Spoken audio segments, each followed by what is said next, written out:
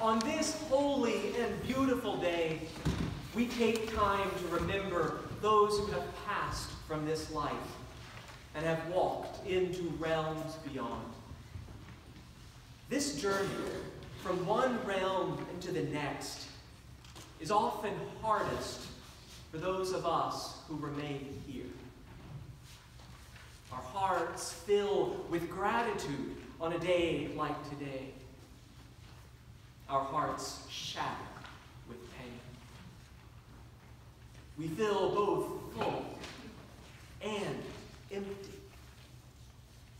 The gospel lesson today describes in dramatic detail the way the world, the way each of our lives can go topsy-turvy when death is near.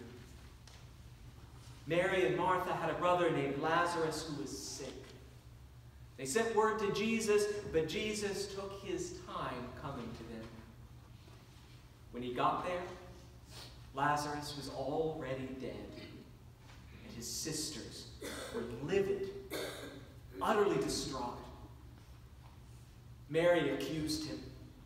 "If you had been here, my brother would not have died." Anyone who knows the chaos that can follow a death knows the scene. It was agonizing. Mary and Martha were devastated, and their friends were wailing. Overcome by all of it, Jesus also wept. He cried bitter tears over the life of his friend. The tears of Jesus in this text are perhaps one of the most puzzling parts of any biblical story. Jesus went on in just a few verses to save the day by raising Lazarus from the tomb. So why did he cry? Why did he weep in front of his friends? Why did he weep for all the world to see? In these tears of Jesus, I believe we learn an important truth about the nature of God. God is not a disconnected, dispassionate force governing the universe from far away. No. God is intimately acquainted with every sorrow, every pain, every loss we will ever know. God does hold together the beginning, the middle, and end of all things. But knowledge of the end does not numb God to the depths of suffering in the present moment. Jesus wept in solidarity with everyone who grieves. He wept because every life created in the image of God is worthy of the tears of God. And every life is worthy of our tears too.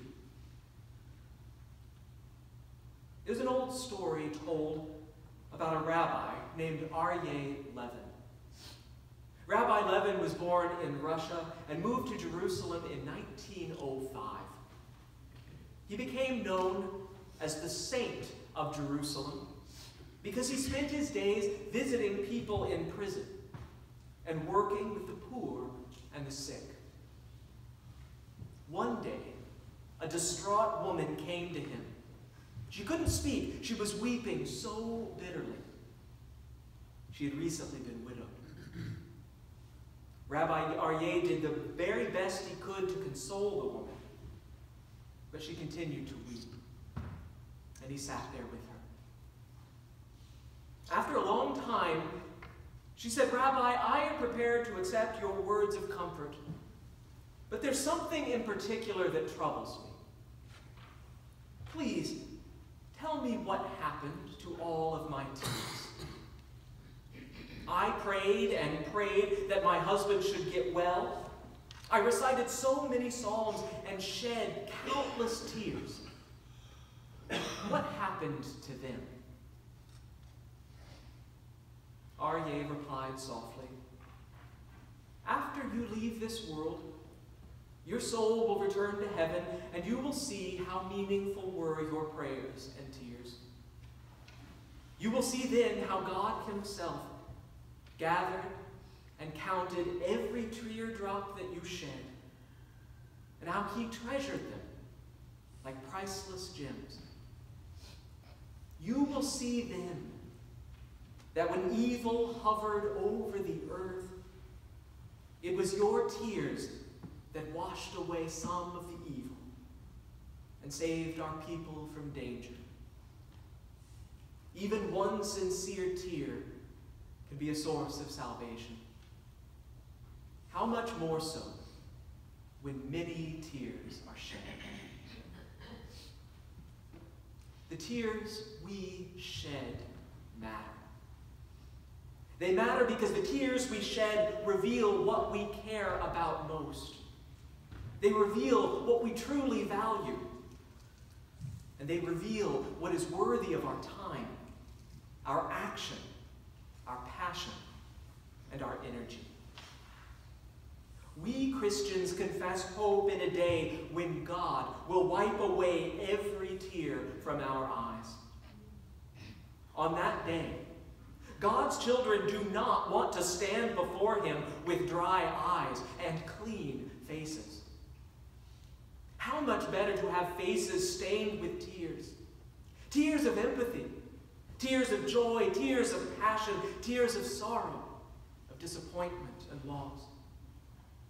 God cannot wipe away the tears we were too callous to shed. God cannot wipe away the tears we were too disinterested, we were too self-interested to shed. God will wipe away every tear that we are faithful to shed in this life. The realm of human activity is so often driven by anger, by the pursuit of power. What kind of redemption could await us if the world were more fully guided by the tears we dare to shed? And there are many tears we could shed for our world. There are tears for bad diagnoses and for inevitable futures. There are tears for bad decisions and for the political and partisan divisions that tear asunder the fabric of our society.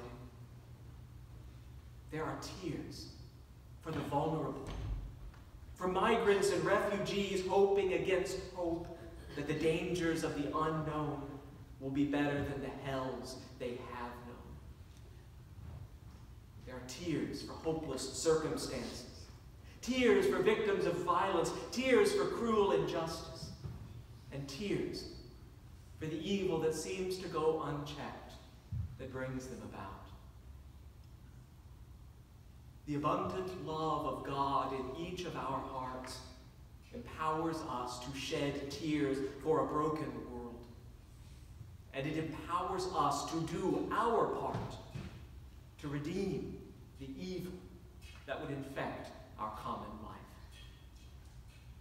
We can dare to open our hearts and to weep for one another, because there will come a day when God will wipe the tears. Amen.